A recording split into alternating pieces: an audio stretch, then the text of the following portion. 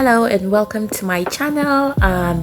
If you're new here, welcome. Please don't forget to subscribe. If you've viewed my videos before and you've liked or subscribed to my channel, thank you. Today I'm about to make jollof rice, which is a Nigerian dish, and so it's a famous Nigerian dish. So these are all the vegetables I'll be using for my jollof rice, and I've washed and cleaned them and I've laid them out on a baking tray because I'm about to bake them. I want them to dry. I want to take out all the moisture and then let it roast a bit, but I'm using my oven and not my air fryer today because I have a lot of vegetables and I do not have a big air fryer. So that's me placing it in the oven. My oven would be set up to 350, about 350, 400 degrees. Just my preference. I really want the oven to be so hot, and I had preheated it before putting them in. And so now I'm about to spice up my meat. My meat is washed, perfectly washed. I wash my meat, but I make sure I clean my kitchen and all my surface areas to prevent salmonella and germs. And so I had put my salt earlier on the meat. I'm about to put my bouillon powder. I use both the chicken and the beef bouillon powder because I love my meat to have flavor. So that's the beef bouillon, and I have added it to the pot. Right now my stove is not on, my gas stove is not on. I'm just trying to put in all my spices before I will on the stove. And here is my garlic powder. I believe I was supposed to be showing you all the names, yeah, but I think this is either my onion powder or my garlic powder. And so that went in. I'm about to put in the next spice, and so this should be my garlic. Okay, these are the onion flakes. I love them. I would still put in fresh onion in my dishes, but I love the onion flakes, just a habit. So, and that's my curry. I love Jamaican curry, and so I'm using the Jamaican curry. I love it. I love the flavor. It's distinct. Jamaican curry, and this is curry masala. I do not cook jollof without curry masala. I love curry masala, so that's curry masala. I'm also going to put other spices. I have a lot of spice. I just love my food to be well flavored, especially jollof rice. So this is this is onion powder. That means the first one was garlic powder. I'm a PhD student, so I do not have time. This is paisley. Oh no, this is paisley. It's either paisley or Italian spice. That's Italian spice for sure. I don't think I have paisley.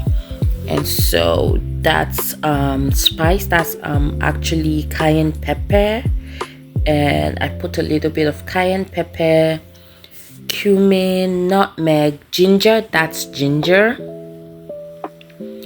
And then, yeah, like I was saying, I am a PhD student. It took me time to even record and edit this video. So I do it for fun because I love to cook, and I thought, oh, why not record yourself cooking?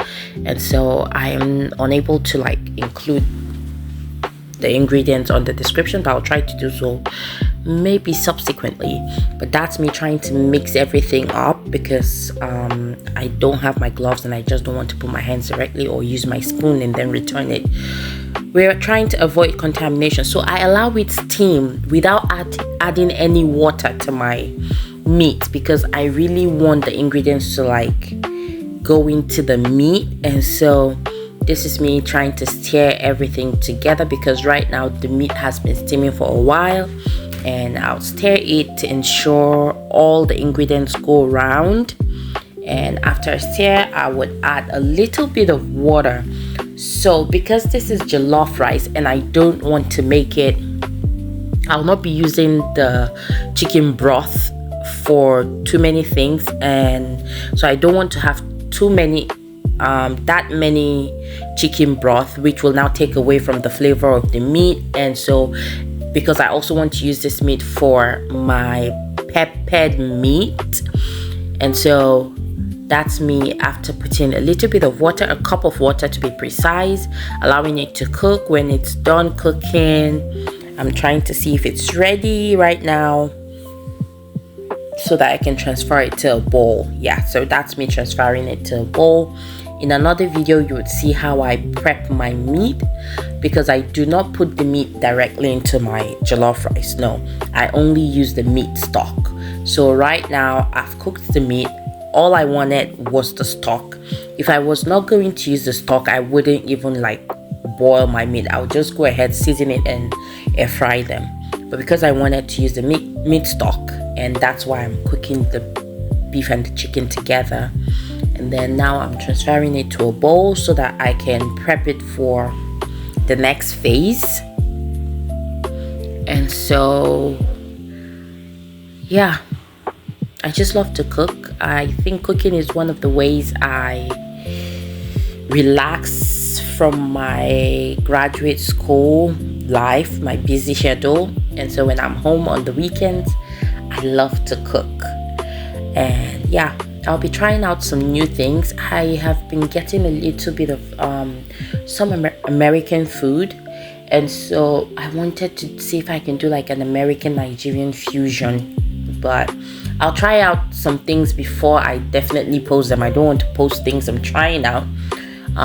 When I try them and I think they are lovely and they taste yum, I can then post them for you all to try. But yeah, I don't want this video to be so long. I have cut out so many things, but I just wanted you all to see the process.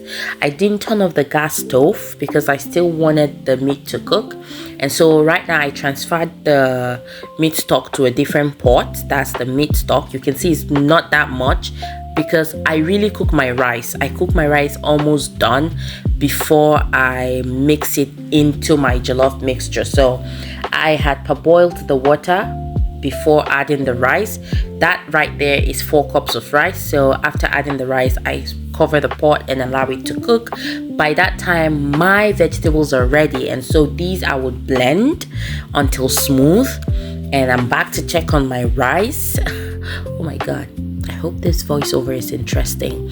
And so I'm checking on my rice. I have removed my rice, washed my rice, and now I'm trying to dry my pot and get it ready for the oil. And so when it's ready, you can see me adding my oil. I have added the oil. If my friend says this, she'll know I'm saying oil. And so you have to allow the oil to heat a bit. Yep. Because I'm about to put in my onion and I want it to like make that sizzling sound. That always is so good to hear in the kitchen. So I'm adding my onion. I'm enjoying the sizzles. That's why I'm adding it bits by bits so I can keep hearing the sizzle. Unfortunately, this is a voiceover and I apologize because you don't get to hear the sizzle, because you will not only hear the sizzle, you're about to hear all the noise in the background from my husband and my son. And we don't want that. And the show I'm watching, I always watch Family Feud when I'm cooking. I love the show. And so this is me stirring my onion. I do not want it to cook so much, but I just want it to extract the flavor from the onion. And that's why I'm using white and purple onion, because to me that's not red onion, purple onion. And so I'm adding my curry, the Jamaican curry. I told you I love Jamaican curry. And again, I'm adding my onion powder. I will also add my garlic powder, and I think off camera I added the onion flakes. Like I said, I love the onion flakes, and that's my curry inside. And you can see it's giving this bright orange like color. I love curry. And right now I'm adding my curry masala. Like I told you, the curry masala and the Jamaican curry work well together, and especially when you're cooking jollof.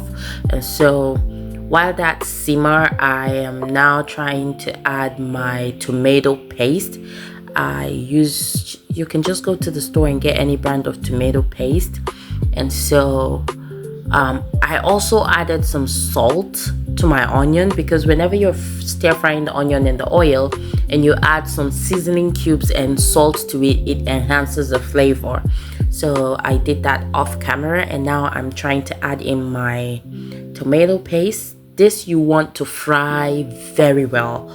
You want to put it, do not bother about the onion sticking to the pot or trying to burn, just make sure you're stirring from time to time, like you see me do. I turn before I add in. I was supposed to have all my paste out of the tin before doing this, but when you're trying to multitask, there are some things that do not just work well. Maybe when I'm into this YouTube thing, I'll be able to set my ingredients before I start cooking, just maybe when I have the time, but no. And now you can see my pot smoking. Whew, that's a whole lot of story to tell you all. I would have noticed that it was smoking differently, but I'm still doing the same thing, so I thought, let me just gist you all.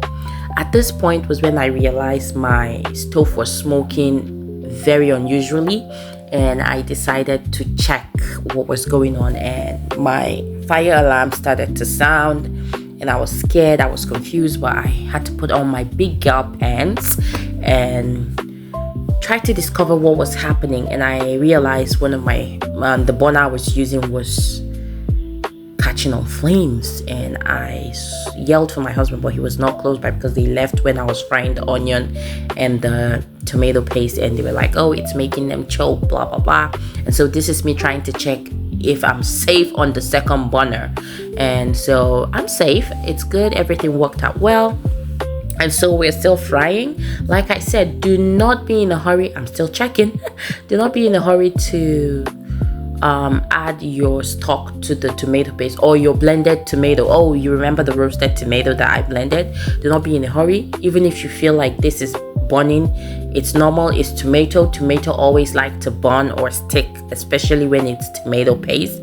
Just make sure you're stirring and ensure that you cook it and fry it well. So I noticed it was ready, and so I added my blended roasted vegetables, which is the tomatoes, pepper and onion. And so I'll stir. This is me trying to put in some water in my blender to shake and get everything out. And so I got it out and I stirred, and it's cooked. I allowed it to stay for a while until it was well cooked. And that's another advantage of like roasting your vegetables. You don't need to put them in for long after you've stir fried your tomato paste, because it's already pre-cooked and it doesn't have moisture in it. So immediately you put it, it doesn't take time and it's ready. And so I added my meat stock. Like I said, I do not use too much meat stock, and I hardly add water except the one I used to rinse my blender after this, because my rice is cooked until it's almost done, guys. I do not parboil halfway. I parboil my rice until it's at that consistency when I know that it wouldn't require too much water to cook. So this is my rice. I washed it. Immediately I take it out from the stove. I put it directly in cold water so it stops the cooking process, and then I wash that way it doesn't get soggy or sticky. And so I wash. This is the washed rice, and you can see I'm mixing it in the mixture. Always use a wooden spoon for your jollof rice, because you don't want things burning up before they cook. And so this is all of my rice added, and I'm trying to stir to ensure that the rice mix evenly with the ingredients. So it's going to take a lot of stirring, and so you see me stir. But it's by the grace of God that I didn't get burnt or burn my house on this day.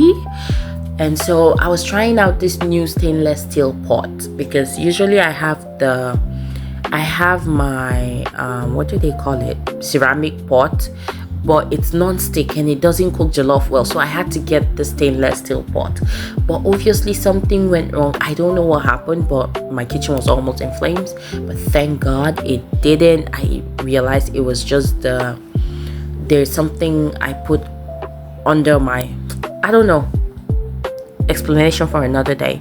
So this is just me stirring and trying to make sure that my rice mix evenly. Yeah, and please feel free to let me know in the comment section if you like this voiceover, or you would just prefer I yap about something else and put the ingredients and the procedure in a description box. But like I said, I'm a PhD student and that might be difficult because I may not have the time to do that.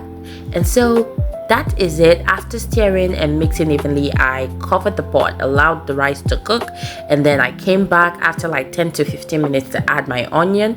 I love onion because I want to have that finished onion flavor when my jollof rice is cooked.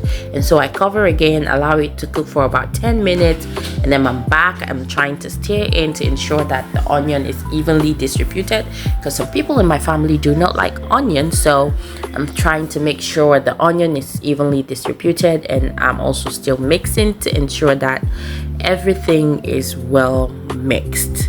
And so this is it, guys. Jollof rice is looking good. It tastes good.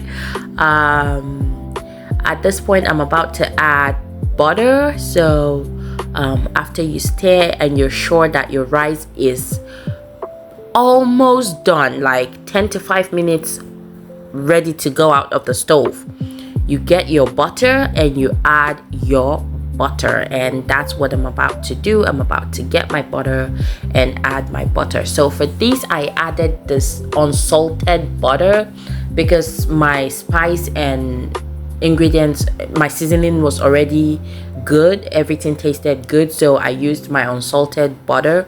But in an instance where I tasted the rice and it needed more seasoning, I would use a salted butter. That way you don't need to like add salt directly to the rice. The salted butter will enhance the flavor.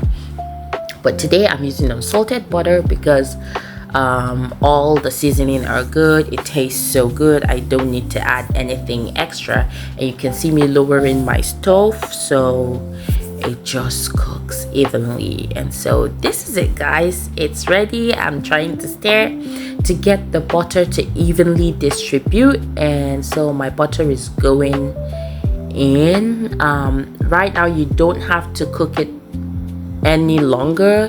You just have to make sure everything is well mixed. By everything I mean the butter, because the butter just got in. So it's in chunks and it was just from the fridge, so it will take a minute for it to melt and mix into everything. And so that's it, guys. The jollof rice is ready. It tastes good. It looks good. This is how I want my jollof to look. This is actually the right color and the right consistency. I'm so proud of myself. This jollof rice came out so good. Thank you guys for watching. Remember to subscribe, like, and turn on the notification bell.